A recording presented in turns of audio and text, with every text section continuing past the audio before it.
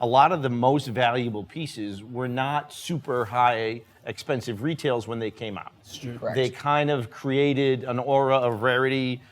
They were special for a specific reason. Sometimes they weren't successful when they launched, and they became collectibles in that way. But when brands kind of go out, and to me, when they try to go create a super expensive watch, it oftentimes does just the opposite.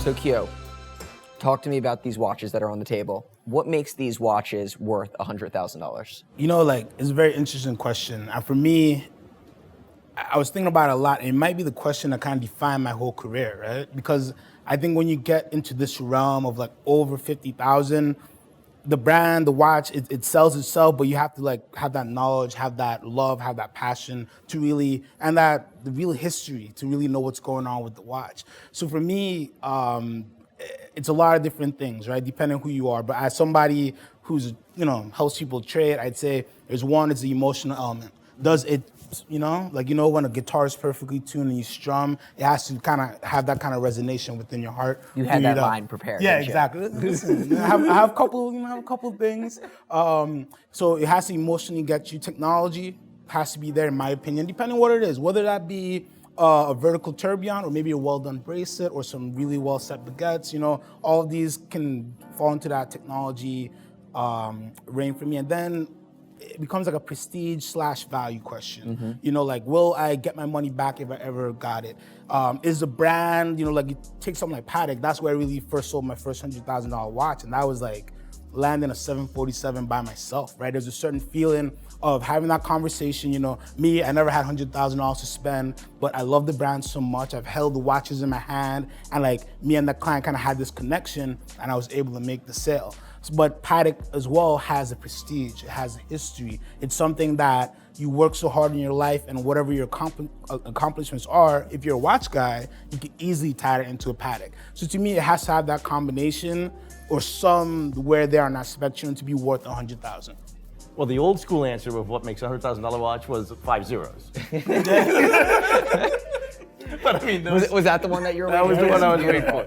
So traditionally, though, it was only a certain brand that could get you there. Mm-hmm. So 25, 30 years ago, there would only be a Patek Philippe, minute repeater, or a very exclusive, very high-end brand would only get to that point.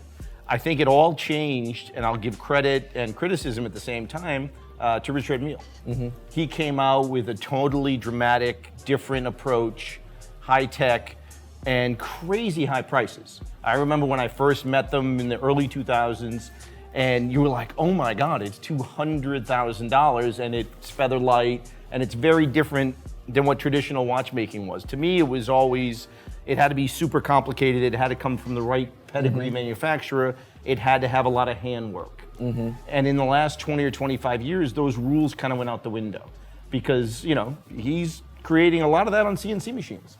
And his case has 80 pieces to it, but they are incredibly cool, and he's an incredibly gifted watchmaker, and he was able to justify, for years we were like, nobody will pay these prices.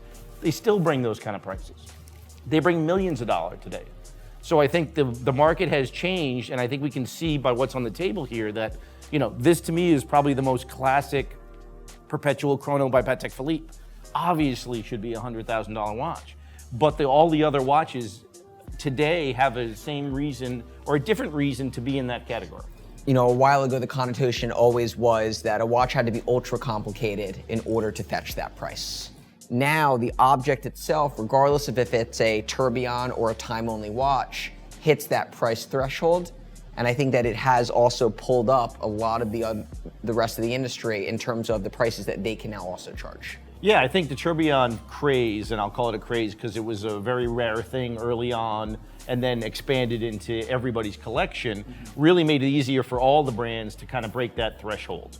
And then I remember when Lange did their first Paul Marie, which was a 3-hand watch, that was $110,000. And we were like, it has a fusee chain and an enamel dial, but it was like, whoa, how did that get there? But history has shown us that it does have value. Rarity, I think, is an important thing. I think a lot of companies learned that over time, that they need to be limited, they need to be only produced in small numbers for it to justify and hold that kind of value. I think we've all seen watches that, I mean, I bid on a watch the other day that was a big diamond. I won't even say the brand because it's mean, but it was an $800,000 retail watch that I don't think is a $100,000 watch today. You can say the brand.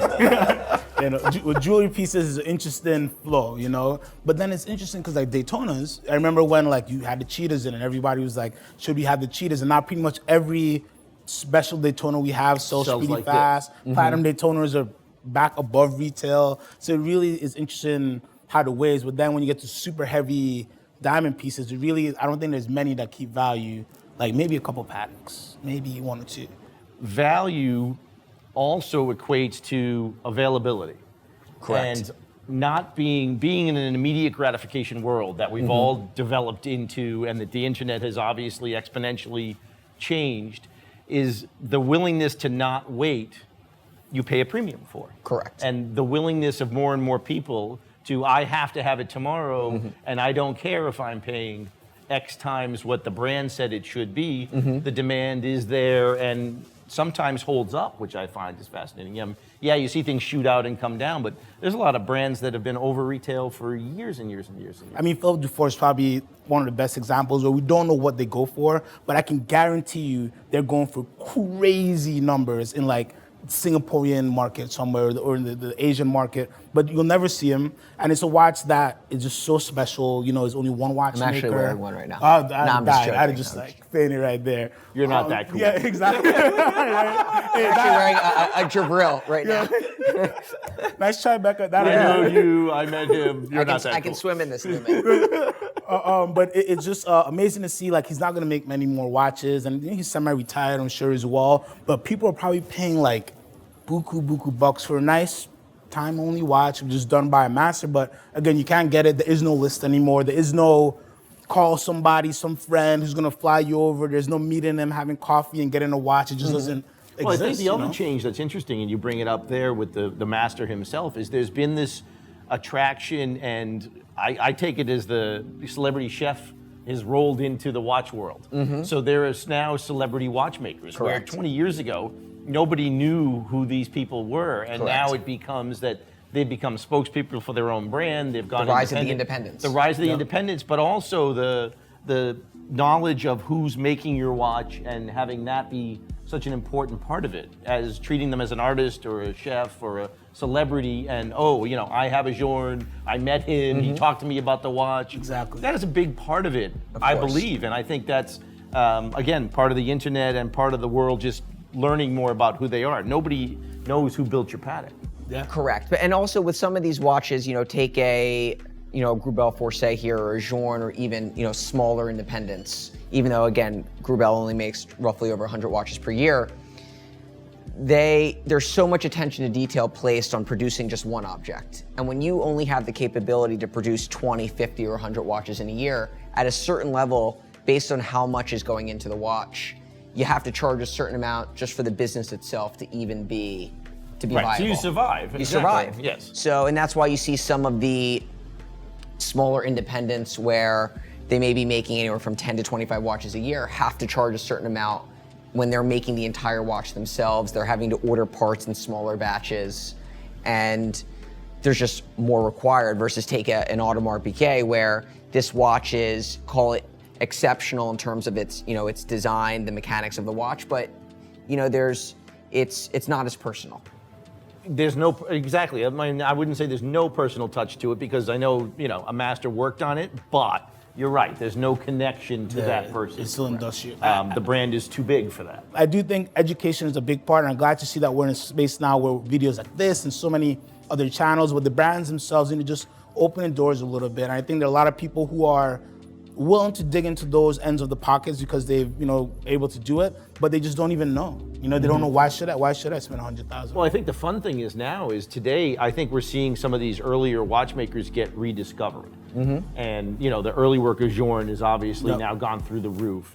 But even like the Daniel Roths and the Roger Dubuis, where they're bigger brands today and they're part of a group now, but in the early days, it was an independent watchmaker that nobody really knew about because the industry was this big and there was no phones and internet and all that. It was, we would go to Basel and meet these guys and you'd get that connection, but it was a one at a time education where now we can educate Everybody a lot of the world at one time, which I think is fantastic, but it's going to create more interest, I think, in these classics. And I think a lot of consumers also don't necessarily realize what goes into producing these objects. Without a doubt. They're like this piece right here is you can hold it up. So it's a Zeitwerk minute repeater.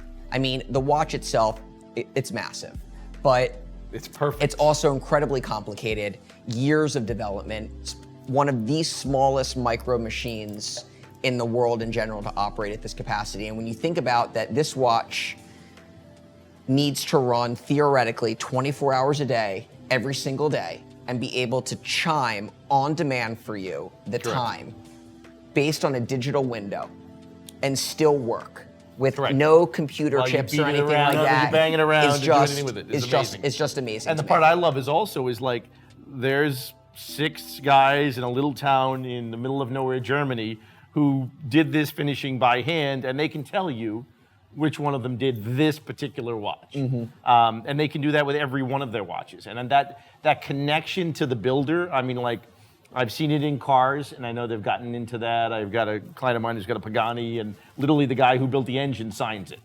I mean, that's just the way it is. And I think that connection to that watchmaker and that finisher and the craft of the man or woman in this case, because a lot of the finishers at Lange are ladies and the best ones, is a big connection for me, at least. That there's, I sleep better knowing there's a bunch of guys in Germany staying up nights going, we can make it perfect. And you want to think that it's just a bunch of old guys in beards, but it's not. Like when you go there now, it's a lot of young kids. It's a lot of young kids, and that's just what they've dedicated their life to. And that's kind of really cool because, again, I've said it a million times, nothing that we sell on the table here anybody needs. This is all strictly want. I need the 5970. I do need the minute repeater, but it's a whole different need level. It's an interesting comparison like you made with the prices of these and other objects, but the next FP Jordan is alive. Somewhere, maybe he's making tourbillons, maybe he doesn't know. So imagine somebody's put a book, the George Daniels book or something in front of him, and then I would like to see the industry kind of concentrate on that, because I think the age of independence will be here to stay for a long time, and brands will have to have that independent style. They have to be able to pivot. They have to do, very unique things, and they'll need craftsmen who could do that. That way, everything's not 400,000 because only one person left, remembers how to do the micro painting or this or that. I agree. I think that the age of the independent's here to stay. I actually think it's going to grow and get bigger. You had for a while this wanting to associate with a bigger brand and have a watch from a bigger brand. But I actually think that that's coming down. And I think that, you're always going to have those that want to have watches from, call it independently owned manufacturers that they're taking a long-term approach to how they do things. Patek, Philippe, Journe, Richard Mille, AP. Right. But smaller independents, take an H. Moser, for example, where they produce 1,500 watches a year. They're a prime example of a brand that's spent a tremendous amount of money on their watchmaking capabilities. They're at the forefront in terms of style and trend. It's small batch production. Correct. Small number of units, and I think that you're going to start seeing younger collectors want to feel part of a much smaller community. Well, I think this is the discovery part that you lose today because everything is so easy to Google and find that these smaller brands will be attractive to younger people because it's like, hey, you may know Patek and you may know 5970 and this and that, but you might not know that Fumedile, Moser, or you certainly don't have one. Right. And that's the appreciation I think people are getting into. And it's 1,500 versus 100,000 produced of something. Correct. So it's such a tremendously It's a small different club. Exactly. And it's distinctive style. I mean, I remember when Lange first started, it was the same way. It's like nobody knew what it was. It was the middle of nowhere Germany. And now they're a household. It still is the middle of nowhere It still is the middle of nowhere Germany. But the brand itself was like, what's that? And you had to walk them through that. And that's how I feel about some of these independents now, which I think is the fun part, is seeing what these guys are doing. I think Patek always did a great job of keeping the art of watchmaking together, be it the finishing, be it the enameling. The tradition is what I love. And again, I'm always I would fall back to this table and end up there because it's that tradition. And it's like, I'll never forget when I went to Patek. When you and Breguet had a conversation about his clock. No, when I went to Patek and you would go there and it's a little stiff compared to some places because it's Patek. But I mean, you go to this gentleman's bench who's finishing and he's got this big hunk of wood on the back of his desk. And I'm like, what's that? He's like, well, I make my own wheel, to do this particular finishing on this particular movement. And he makes it out of that piece of wood. And I'm like, well, where's the piece of wood from? He's like, oh, it's a tree in my backyard. I've been doing it this way for 40 years. He cuts 3 inches of the tree every, few years and makes his wheels. But it's like that tradition of old school, you just won't see in any other industry. And yes, they do CAD design and tech, but there's still a guy in the back corner who's cutting a piece of his tree down. Producing it the original way. The original, because that's the way it's always been done, and nobody's figured out a better way to do it.